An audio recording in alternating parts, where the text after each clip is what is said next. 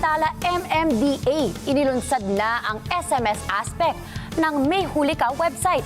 Si Erlo Bringas sa report. Erlo? Diana, para mas mapalawak pa ang information campaign at mapalawak din ang pag-i-inform sa mga motorista, ay nilunsad na rin ng MMDA o Metro Manila Development Authority ang May Huli Ka SMS version.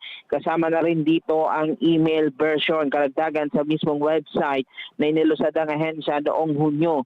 Ayon kay MMDA Chairman Romando Artes, layo nitong mas malaman ng mga motorista na nagkaroon ito ng violation on time at real time sa pamamagitan ng NCAP at hindi na magugulat pa sa matatanggap na notice of violation.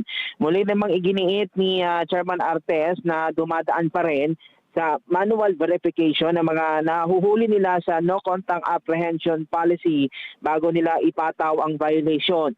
Muli din nga nagpaalala ang si Artes sa mga motorista na i-update ang kanilang mga records lalo na sa mismong LTMS LTO website para nang sa ganon ay tamang numero at tamang impormasyon ang mapapadalhan nila ng notice of violation sakaling masumpungan nga na lumabag sa batas trapiko. Muli rin nagpaalala si Artes sa ating mga kababayan na tignan maigi yung mga magsisend ng text message sa kanila at huwag maniwala doon sa mga text message na merong numero pero ginagamit ang mismong May Huli Ka notification, SMS at maging ang email aspect. Erlo Bringas para sa Mata ng Agila, matapang matapan.